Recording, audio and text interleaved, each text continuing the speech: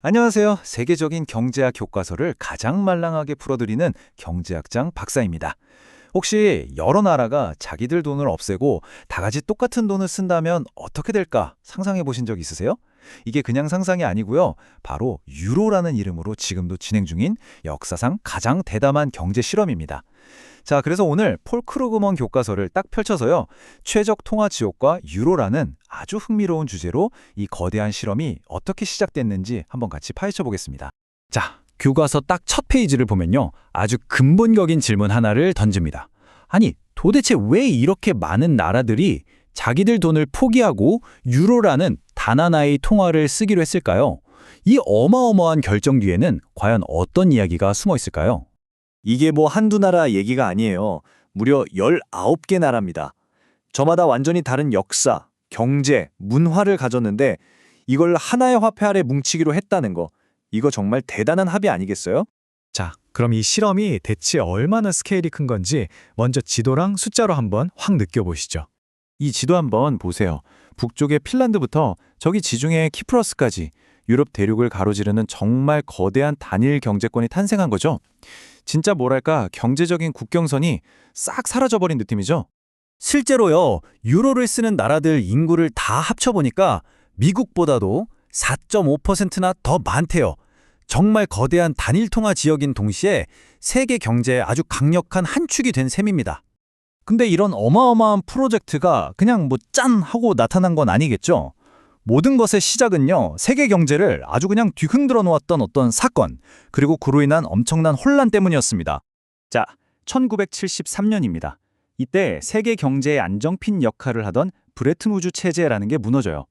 그 결과 이 타임라인에서 보시는 것처럼 각 나라 환율이 말 그대로 롤러코스터를 타기 시작한 겁니다. 한번 생각해 보세요.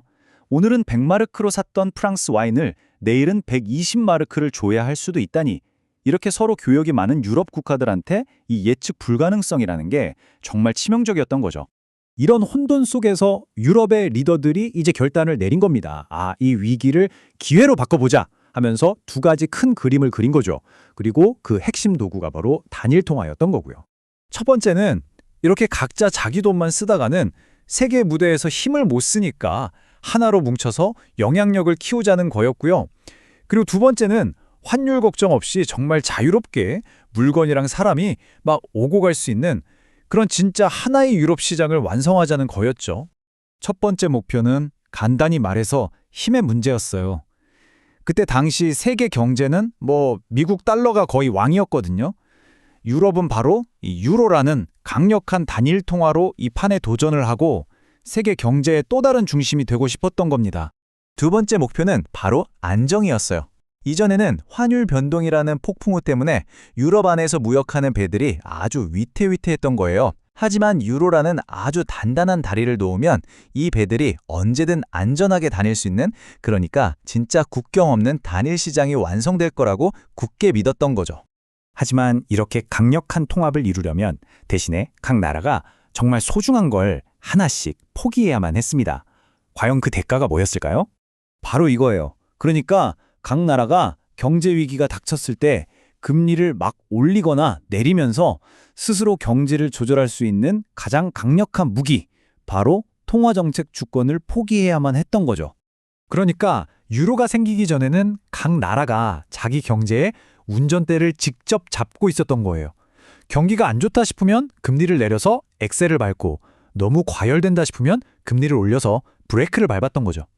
그런데 유로 도입 후에는 모두가 유로존이라는 하나의 버스에 올라타서 ECB라는 단 한 명의 기사님한테 운전대를 싹 다 맡겨버린 셈입니다. 앞으로 우리가 얘기를 하다 보면 ECB니 EMU니 하는 이런 약어들을 자주 듣게 될 텐데요. 이게 다 유로 시스템의 핵심 선수들이라고 보시면 됩니다. 특히 여기서 ECB, 유럽중앙은행은 아까 말씀드렸던 모든 회원국에 금리 운전대를 넘겨받은, 그러니까 유로존 경제의 심장과도 같은 곳이라고 딱 기억해 두시면 편합니다. 자, 그럼 지금까지 나온 이야기 조각들을 한번 쭉 맞춰볼까요? 유로가 왜 태어났고 또 어떤 대가를 치렀는지 정리해보면서 이 거대한 실험이 우리에게 던지는 가장 근본적인 질문이 뭔지 한번 들여다보겠습니다. 한번 정리해 볼게요. 거친 환율의 파도를 피하려고 유럽 국가들이 유로라는 아주 큰 배에 다 같이 올라탄 거죠. 세계 무대에서 더 큰 목소리를 내고 또 서로의 시장을 완전히 하나로 잇겠다는 꿈을 위해서요. 하지만 그 대가로 각자 자기 배를 조종할 수 있었던 그 소중한 키는 모두 반납해야만 했던 겁니다. 자, 이 모든 이야기는 결국 딱 하나의 질문으로 이어집니다.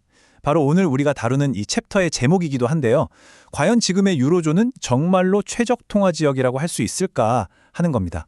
이 최적 통화 지역이라는 말이 좀 어려울 수 있는데 아주 쉽게 말해서요. 단일 통화를 써서 얻는 이득이 치르는 손해보다 훨씬 더 큰 그런 이상적인 경제 공동체를 말하는 거예요.